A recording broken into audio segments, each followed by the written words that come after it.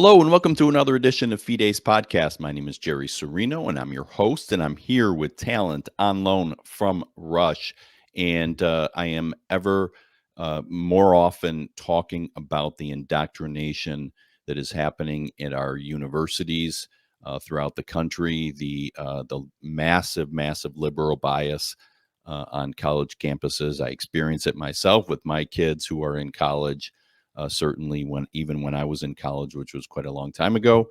So these schools are very tough places to be for conservatives, and especially vocal conservatives. My guest today is Lydia Taylor. She is a pro-life advocate, and she is the president of the Campbell University Students for Life in North Carolina. And she has been one to have extreme courage to speak up and stand up for the issue of life. And she is here joining me today. So, Lydia, thanks for coming on. Thank you so much for having me. Yeah, my pleasure. So, way I came across you is that I came across the fact that you did a debate with a pro-choicer. I actually take that back, pro-abortionist. I don't like the whole idea of pro-choice. And that, what does that mean? Of someone who supports abortion, and which is a very difficult thing to do, to debate someone. And I was really impressed by that. And I said, "Hey, you got to come on and tell me how it goes." So we connected before you had the debate. You had the debate, and now you're here. So, but before we get into the whole debate, because that's very interesting and intriguing, and people can watch the debate if they wanted to live. Let's go and first um, talk about you. Talk about your background. You do in the debate, in your opening statement, you talk about how you became pro-life. Tell us here how you became someone who looked at life is valuable. Yeah, so I definitely used to not know anything about abortion. If you had asked me in early high school, I probably would have told you I was pro choice simply because I had no idea what abortion was, why it happened. I just wasn't educated on it. But I'd always really cared for children in need. I'm a missionary kid, so I've traveled. I've always cared for children in need and dedicated my life to caring for them. I just didn't know I'd be dedicating my life to caring for preborn children. And when I was in high school, my family was fostering at the time. And for a long time, I had a foster sister that we were planning to adopt. And I was really close to her, really had a good bond with her. And in class in high school, people would talk about abortion. It was becoming a more heated topic as time went on, of course. And I remember one day in class, a pro-choicer said to me, "Lydia, we need abortion because foster kids like your sister would be better off aborted." And I was absolutely disgusted by that. I had to imagine a world where my sister wasn't given a chance at life, where instead of being supported, she was killed. And I was absolutely at that moment repelled by the pro abortion arguments and started to do my own research, and just came across the very obvious science that life begins at conception. I started to look into the awful things that abortion facilities were doing, saw the awful graphic imagery coming out of these abortion facilities, and became pro-life, dedicated my life to the pro-life movement, got involved with Students for Life, and now work in the pro-life movement. Yes, and that's a great story because that's the big argument. And I know your opponent, Aaliyah Hill, is her name, correct? Who was your opponent, which I found her interesting. But that's a separate conversation. I mean, she did a fine job. I mean, from her perspective, I guess. I mean, that's what I mean. I mean, she composed herself. I mean, there is no fine job by a pro-abortionist debater, because they're simply wrong, and they're having to somehow take the truth and twist it. But one of the things they always say is, like in the case of your foster sister, is that somehow if people who are facing something difficult, a foster child, that's not ideal. Of course, you don't want to be in the foster system. We don't want that, but it's a reality. We don't want women or families to be poor and pregnant or something like that. Why do they believe that the solution to those difficulties is murder? Yeah, so it obviously is probably the most common argument I get is, "Oh, we need abortion because it solves all of these world problems." And I'm like, if you think killing babies is a solution to world problems, then you're probably the bad guy.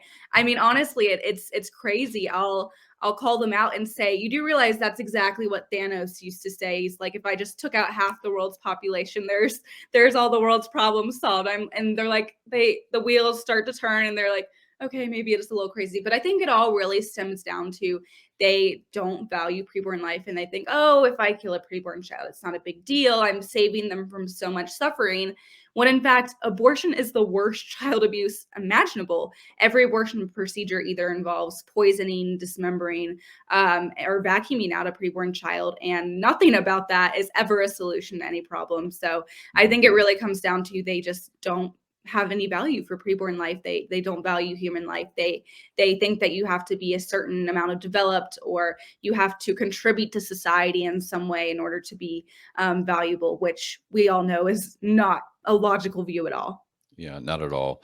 Do you think that they are getting to the point or are at the point where they accept that it is killing, but Yeah, they're okay with it?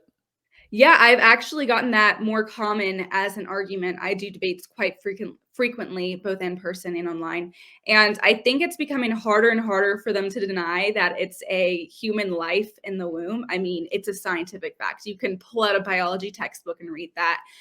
It's undeniable. And so I start getting this argument that, yeah, it's a human life, but it's using the mother's body. And if something's using your body, you have the right to kill it. And I'm like, well, doesn't that apply to breastfeeding children? Because they're using their mother's body for Mhm. breast milk. Can a mother just kill her newborn? It's really just they try to find any reason they can to be able to have abortions because we live in a society that's very self-seeking and we want to do anything that's convenient. So I get that argument a lot, and I also get the argument that oh, it's a human life, but it's not a person yet because it doesn't have a certain level of consciousness, which is a completely arbitrary line. And some studies are even saying that consciousness doesn't fully develop until long after birth. And I'm like, are you okay with killing newborns then? Because they aren't self-aware at all. And Mhm. so they're really just trying to draw these arbitrary lines on when it's a person and when it's not. And we know that that's completely unscientific and completely against God's design for creation as well. Yeah, and actually, the whole personhood thing was a question I got at a talk I did at a university. They said, "Well, personhood is a social construct," and I just said, "Okay, next question." I mean, are you kidding me? But that's what we're dealing with now. Is they're taking? I always look at it as when you debate or discuss with pro-abortionists, they have to twist and turn to find their reasoning because all of it ends up they used to say it's not a real person, it's not alive, it can't feel pain, it's a clump of cells, it's just nothing. And then they have to instead of going, oh, maybe we were all wrong on that stuff, okay, we maybe should be pro-life, they just continue to go and be more and more pro-death, including after birth, which there's some people that are for that. Yep. And it's not like some crazy conspiracy theory, it's reality. So I want to go back a little bit. We'll go back and then we'll go forward again to the debate. And so you said that you were a missionary family, so tell me a little bit about that. What did you guys do? Where did you go for that? Yeah, so I'm not a typical missionary kid. Essentially, I was born in California, and my dad felt called to move to North Carolina to take a job as a sort of missionary youth pastor. So essentially, for most of my life, he worked at a place called JARS, which takes in missionaries from across the world and trains them and helps their children. So my dad was actually a missionary youth pastor for missionary kids. So I spent most of my life surrounded by kids from different cultures who had different incredible stories from mission work. And there was just incredible need for helping these missionary kids. Because imagine growing up in Pakistan where you had to be scared for your life every day. And then your missionary family decides to move back to the United States and it's a complete culture shock. And so my dad would help these missionary kids adapt, and also because they're the future generation of missionaries. So I've definitely traveled. I've been to 11 different countries, and I've had the amazing experience of seeing the mission field and seeing the work there. And that's where I fell in love with caring for children, is just seeing how much need there is to care for children. And then that kind of funneling into seeing that abortion is the leading cause of death for children, and dedicating my life to that. Yeah, that's great. That's great experiences. So, but you had said that if you were asked back in high school, you probably would have said pro-choice. So, why do you think that would have? I mean, you kind of mentioned it a little bit, but coming from the background that you just explained, I would think that you would have maybe been pro-life.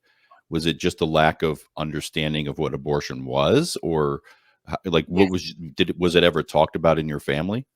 Yeah, no, I mean, my parents are definitely very pro-life and they support everything I do, but I think I just really was completely unaware. I was always very Christian. I just honestly, it's an issue in churches. Churches don't talk about abortion. My church growing up didn't really talk about it, and that's why I'm a huge advocate for churches getting involved in the pro-life movement, because there are kids now growing up where they don't really know how to feel about these certain social issues. And if the church isn't telling them, hey, this is what God says, then they're going to listen to what the world says. And I think that was definitely true for me. I just kind of fell for the lies. Oh, I guess it's not a human being. No, yeah, sure, I support women's choices. And I had no idea what that really meant until I did my own digging, and kind of just realized over time that this isn't what it seems. And I'm not going to fall for this crazy culture that's trying to disguise killing children as choice. Yeah. Really good point about churches, because I think, regardless of the denomination that any of you are, anyone is, the churches in general, because I hear it from all sorts of people from all sorts of denominations, that their pastors or their priest or whoever are too quiet on the issue, or they dance around it, or they say things like, this is uncomfortable for me to discuss, and no, it shouldn't be uncomfortable. Yeah, I mean, it should be very comfortable for you to talk about, right? Mhm. And unfortunately, too often they don't. That's really sad. So if you go and look up or look into Campbell University, and I have talked with others from Campbell, as I recall, it is noted as a private Christian college. Tell me what things are like on the campus in regards to someone like you and your beliefs. Yeah, so it was a complete shock for me when I arrived as a freshman. I thought it was a Christian university. I was going there to get a Christian education. I assumed when I became involved with pro life work that I would be supported at that university, and I was completely wrong. Within my first semester there, I was harassed, stalked, labeled the pro life girl. I had death threats slid under the door of my dorm. The administration at Campbell University has unfortunately been very biased against me and my pro-life organization on campus. I've recorded them saying that we're not allowed to go in sidewalk council because that's harassment and it reflects poorly on the university. So I would say that my college loves to call themselves Christian, maybe for the donors that are actually Christian, but they aren't really Christian. I've had professors call me a bitch for being pro-life and debate me in class. It's absolutely ridiculous. What I go through at the university. I can't even walk to class anymore without people filming me, and just being really weird to me. I've had our pro life displays vandalized, even on campus, stuff stolen from our displays. It's very ridiculous. But at the same time, we've also still had a great impact, and my organization on campus has talked to thousands of students on our campus and changed hundreds of minds on campus and saved lives from abortion. So that's been great, but definitely is not a very Christian environment at all. And I'm working very hard to try to change that. Yeah, and it's really, really sad. So I'm Catholic, and I don't know that there's many, if any, Catholic universities that are actually Christian, right? I mean, you get Notre Dame, famous Catholic college, and the stuff they're doing is sickening, and it's not unique to Campbell University. I want to make that clear, and that's my point.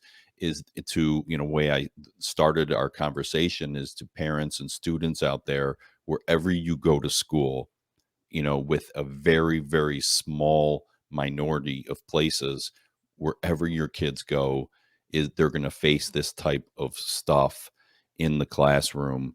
And it's even more sickening when it's a Christian college.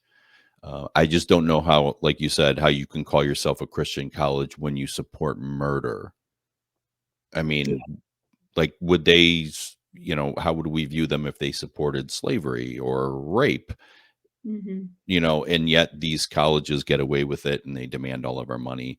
But again, it's no better at public universities. It's no better at, any other university that's out there. Okay. So let's talk about the debate. So, tell me a little bit about what you know about Aaliyah Hill, the pro-abortion side that you debated. Tell me a little bit about her and her general arguments. Yeah, so when I first wanted to do a debate, I asked hundreds of people. They all declined to do it. I really started pushing to try to get people to do it after the violent Kamala Harris protest incident, where a bunch of pro-abortion people that were at Kamala Harris's abortion tour in Greensboro, they mobbed me and stole our belongings, and the police had to get us out of there. And afterwards, they were all spamming me, arguing with me. And I'm like, hey, y'all want to come debate me at Campbell? And no one would, until finally Aaliyah reached out to me and she said, I'll do it. And I had no idea who she was. Hmm. But I was like, you know what? If someone's willing, I'll take it. I did a little bit of digging into her and realized that she identifies herself as a witch. I had several people do some digging, and it appears like she's doing some sort of animal sacrifices, some very obviously not Christian stuff. And so she was very kind when I reached out to her and was communicating with her, and she agreed to come.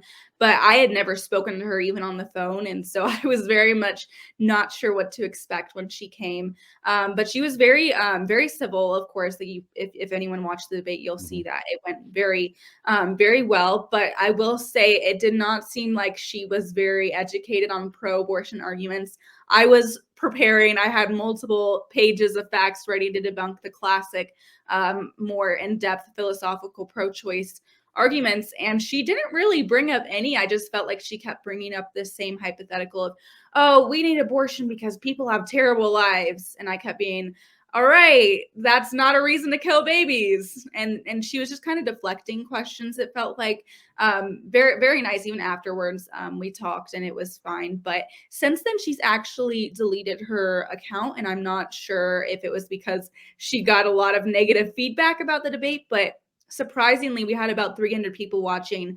While a majority of the audience was, of course, very pro-choice and very against me, 70% of the audience agreed that I had won the debate, which was great, and we had great conversations following. But I think it was definitely not what I'm typically used to, just Hmm. because she was not very prepared. It didn't seem like, but definitely went very well overall. So was she a student? No, she goes to another university, I think in Raleigh. I can't remember the name of it, but she just happened to find me during the whole controversy of the Kamala Harris incident. But she goes to another university. I can't remember what she's studying, but all I really knew about her was that she was a witch and she was willing to come. And I was like, all right, we're gonna see what happens. And it Yeah. happened. So I think in her bio in the debate it said she's a business major. So anyone other than crazy woke companies, if you get her resume, you might want to think twice about giving her a job in the business world. Uh, just an FYI. But okay, so she's into some crazy stuff. She's a witch. I'm sure she had. I was surprised she didn't announce her pronouns. Maybe she did later on. Usually that's what happens. But yeah, to her credit, she came. But I think that, and you could tell me your thoughts on it. There's a reason why most will not debate this issue, and it's because they can't debate. They don't have anything other than women should be able to kill their baby. yeah.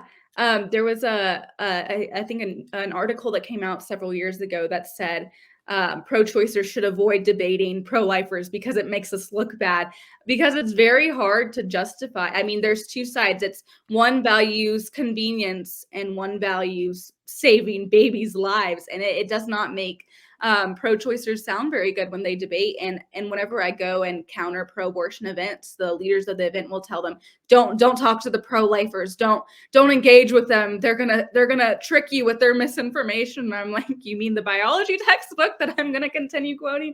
Yeah. It's ridiculous. They know that when we talk to pro-choicers, that it goes in the ways that they don't want it to. And we've been so effective whenever I go to these events. It is so incredibly easy to change the middle ground people's minds when they just realize that it really has nothing to do with women's rights and everything to do with taking away preborn children's rights. Hmm.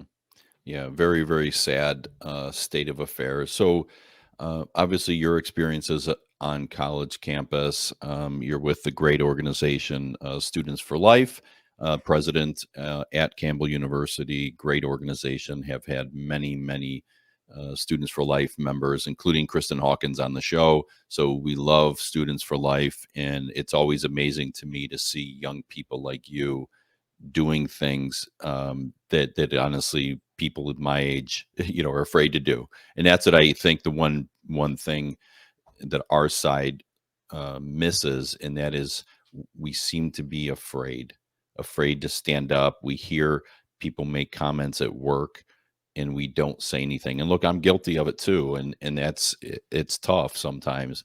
But you're standing up, and that is very, very brave. So here in Ohio, that's where I'm at. For those of you listening who may not know, I'm in Cleveland, Ohio, and a pretty conservative state overall. We just had a ballot initiative in Ohio that was looking to either solidify abortion in the Constitution or not, and it passed by a decent amount. It wasn't like it was 50-50 or 49-51. It was more like 60-40 or close to that.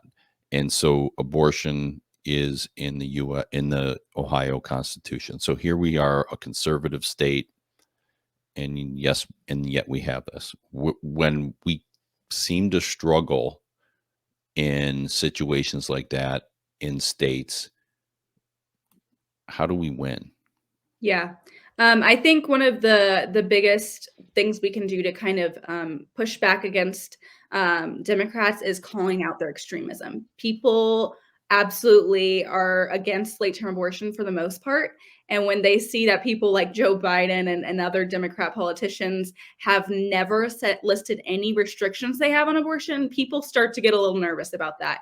And Mhm. they start to get kind of, especially when you show them what late term abortion looks like, it makes them very sympathetic to the pro-life cause, and they're more likely to vote against stuff like that. And I mean, that's what we tried to do. We also tried a few other strategies, but that one seemed the most effective. So if there's other ballot initiatives in the future, I would definitely recommend just really calling out the extremism on how Democrats support late-term abortion, because it's crazy how they really do. And the Democrats love to deflect it. They're like, oh, late-term abortion doesn't exist. So my organization, Students for Life, we actually had I called many different abortion facilities and posed as a pregnant woman in the third trimester and tried to see if they'd give me a late term abortion. All of them did. And they Mhm. were all like, oh, yes, these are very normal. We do them all the time. Oh, it's so safe and easy. We'll just inject the baby's heart, and yeah, it's a little bit dangerous, but it's totally normal. We do these all the time. Crazy stuff. They were even offering to cremate the baby afterwards, and I'm like, and they even like admitted that it was a baby that they're killing in the third trimester. It's crazy. And Democrats try to hide that late term abortion is happening every day. And we really need to call them out. And I think the other issue we really deal with is Republicans are being really quiet on the abortion issue. And I think that that's a huge flaw, because the Democrats, they're being very loud about abortion, Mhm. and we're not saying anything about it. And there's just been a lot of Republicans that are trying to compromise when it comes to abortion. They think that that abortion is a great issue to compromise on. And I'm over here like, that is the worst issue to compromise on. We don't compromise when it comes to killing babies. So I think it's just been really sad to see that there are almost no Republicans that are firmly pro-life anymore, that say that, yeah, we should end all abortion, which is very sad. And I think we need to be pushing back against the Democrats by kind of matching their energy when it comes to the abortion issue. And I think that's an area where we're lacking severely. Yeah, I agree. So I'm a Republican, I guess, but I think they're some of the worst, to be honest with you, because they're so soft and afraid when they, in fact, could be the ones to, take it to the left, and they don't nearly enough. So the last issue I want to just get your general thoughts on or opinion. So our country many years ago tried to end slavery, a horrible, horrible evil. And as I say, it wasn't, as we were taught in school, it wasn't a war between the North and the South. It was a war between Republicans and Democrats. The Democrats were the ones that wanted to keep slavery, right? Because blacks were not exactly welcome with open arms in the North after the Civil War, right? They were shunned and mistreated by Democrats. And there were plenty of also Republicans who were against slavery in the South, right? It wasn't this, uh, uh, geographical divide. It was a political and philosophical divide. But ultimately, our country ended up going to war with neighbors, cousins, went to war with each other over that issue. Um, do you think that something like that could happen in the with the issue of abortion? I mean, it's definitely probably one of the most heated issues right now. Besides the Israel conflict right now, Hmm. obviously that has really taken the stage. But yeah, I mean, obviously we already experienced a lot of violence from pro-choicers, even without there being a war. I mean, after Hmm. Roe was overturned, we had this whole Jane's Revenge movement of Hmm. pro-abortion supporters that were vandalizing pregnancy centers, which is ridiculous. They say they support women and vandalize the places where women are getting help. Hmm. I have myself experienced violence. I was attacked by a pro-choicer who followed me into a bathroom after a protest and slammed me against the wall, called me a pro-life bitch, and then ran out. Never caught them. I've had my car vandalized many different times. I've obviously been stalked and harassed, and this is not just me. It's a lot of pro-lifers. Even my mentor and boss, Kristen Hawkins, her event at Virginia Commonwealth University this past spring was shut down because pro-choicers got violent at it. Police had to get involved. It was crazy, and so I think we're definitely already seeing this rise of anger from pro-choicer that's leading to violence as it is. And I think that this could continue, unfortunately. I don't know if it'll lead to an all-out war. I certainly hope not. Right. But at the same time, I also do think that the pro-life side needs to be more firm and not necessarily aggressive, but just more bold.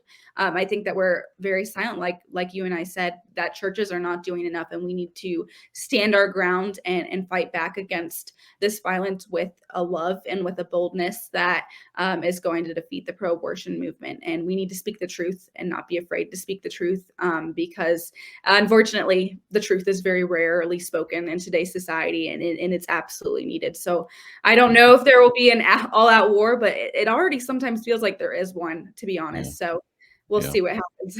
Yeah, and I agree with you. I'm not suggesting I want that by any stretch of the imagination, but obviously these things do happen, and I kind of feel like if there were, whenever there's violence, our side is always blamed, even though it's overwhelmingly. I mean, it's not even close. There is so little pro-life violence at any kind of protest or anything. It almost never happens. It's so rare, but yet it always happens from those on the left at so many events when speakers come, like you were mentioning yourself or Kristen, or so many others. It happens constantly, and they're just an angry, violent, group because evil is violent. That it's just that simple.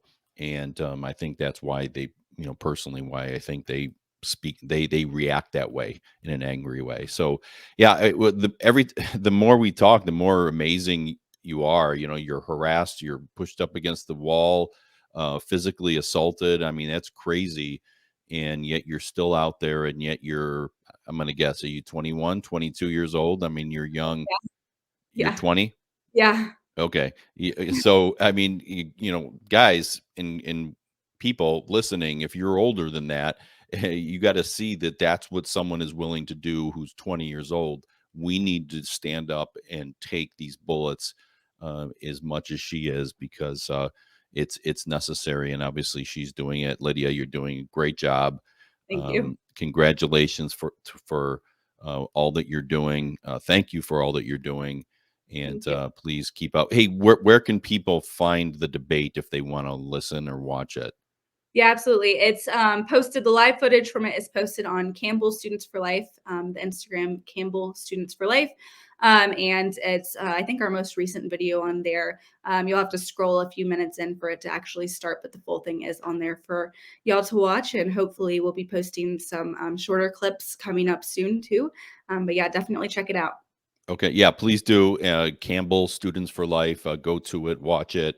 It's definitely worth it. And again, Lydia Taylor, uh, pro-life advocate, spokesperson, debater, and courageous champion. Great job. Keep up the great work. And thanks for coming on. I appreciate it. Thank you so much for having me. Yeah, my pleasure. And thank all of you for listening to this episode of Fide's podcast. Please check out all my podcasts and all the different podcast apps on YouTube, Rumble, on Wednesdays at 7 p.m. Eastern on rightamericamedia.com and on WHK radio /podcasts.com as well. So thank you again for listening, and we'll see you next time.